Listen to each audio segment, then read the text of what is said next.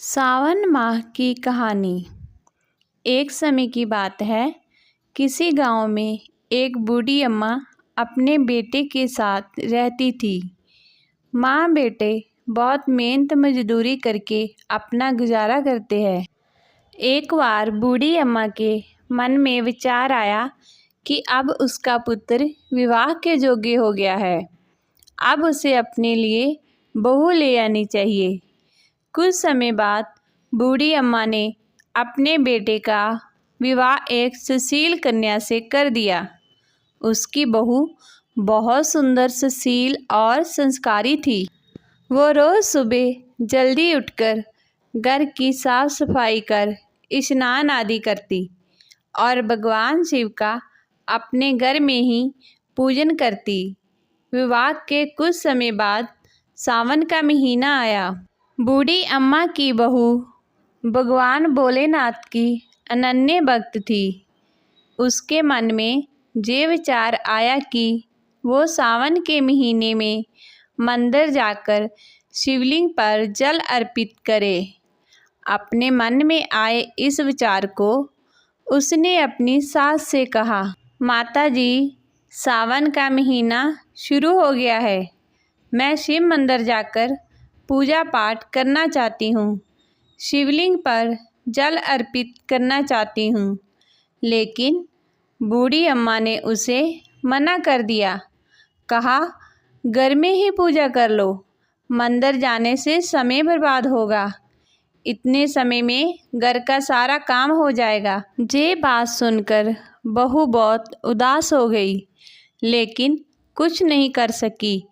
उदास होकर घर के कार्य में लग गई। उस दिन उसने कुछ अन्य जल ग्रहण नहीं किया। अगले दिन बहू कुएं से जल लाने गई। रास्ते में उसने देखा कि गांव की दो लड़कियां पूजा की थाली सजाकर मंदिर की ओर जा रही है। उसने उन्हें रोका और पूछा, तुम सब कहाँ जा रही हो? तब वो बोली, सावन का महीना शुरू हो गया है, हम सब भगवान भोलेनाथ का पूजन करने मंदिर जा रहे हैं। ये सुन वो फिर उदास हो गई। लड़कियों ने पूछा, आप क्यों उदास हो गई? तो वो बोली, भगवान शिव मेरे आराधना है, लेकिन मेरी सास ने मुझे मंदिर जाकर पूजा करने से मना कर दिया है। तब लड़कियां बोली, आप चिंता मत करो, हर रोज़ इसी समय पानी भरने आया करो और हमारे साथ मंदिर चलकर भगवान शिव की पूजा कर उन पर जल अर्पित किया करो। तब वो बोली, लेकिन मेरे पास पूजा की कोई सामग्री नहीं है, घर से सामग्री लाऊंगी तो सास को पता चल जाएगा।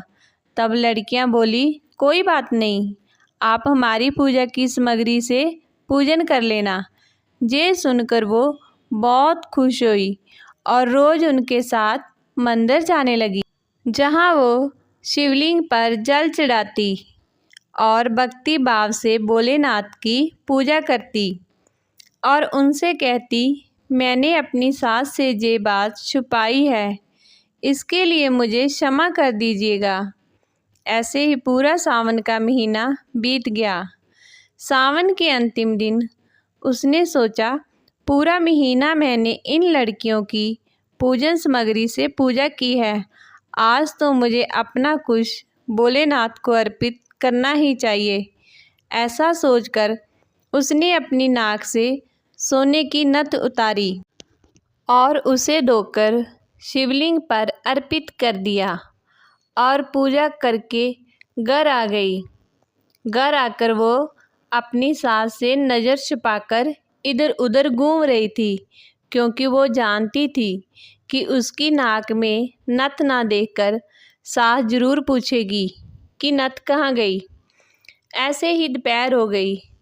तभी अचानक सास की नज़र उसकी नाक पर गई और नाक में नथ ना देखकर सास ने पूछा, बहू, तुम्हारी नथ कहाँ है? तो वो बोली, माँ जी, मुझे नहीं पता, शायद कहीं गिर गई होगी। सास बोली, अच्छा, तो ये बताओ कि तुम आज कहाँ कहाँ गई थी?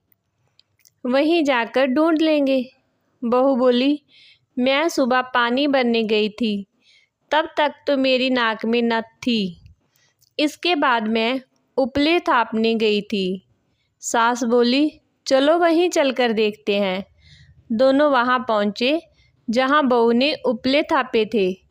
सास ने बहू से कहा, चलो अब ये उपले तोड़कर देखते हैं। दोनों सास और बहू उपले तोड़ने में लग गई। जैसे ही दोनों ने उपले तोड़े, दोनों के उपलों में एक एक नथ निकली। सास बोली, नथ तो एक ही थी, ये दो कैसे हो गई? इसके बाद सास ने एक एक कर सारे उपले तोड़ने शुरू कर दिए। अब सास उपले तोड़ती जाए और उन सब में से नथ निकलती जाए। सास ने बहू की ओर देखा और पूछा, ये क्या माजरा है? तब बहू ने सास से क्षमा मांगते हुए सारी बात उन्हें बता दी और कहा, ये भगवान भोलेनाथ का आशीर्वाद है। आज मैंने सावन की समाप्ति पर उन्हें अपनी नथ अर्पित की थी और उन्होंने मुझे इतनी सारी नथ वापस कर दी। सास बहू की बात सुनकर बहुत खुश हुई और बोली, सावन माह में स्नान, जप, तप और दान करने का इतना महत्व है, तो अगले साल हम दोनों मिलकर शिवलिंग पर जल चढ़ाएंगे और पूजा पाठ करेंगे। अगला सावन का माह आने पर दोनों सास बहू ने नियम से सावन का स्नान किया, पूजा पाठ, जप तप किया। भगवान भोलेनाथ की कृपा से बूढ़ी अम्मा का घर अन्न धन के भंडार से भर गया। बहू को एक सुंदर पुत्र रतन की प्राप्ति हुई। हे भोलेनाथ, जैसी कृपा आपने बूढ़ी अम्मा और बहू पर करी, वैसी कृपा आप सब पर करना। भोलेनाथ की जय। तो दोस्तों, ये थी हमारी आज की सावन माह की कहानी।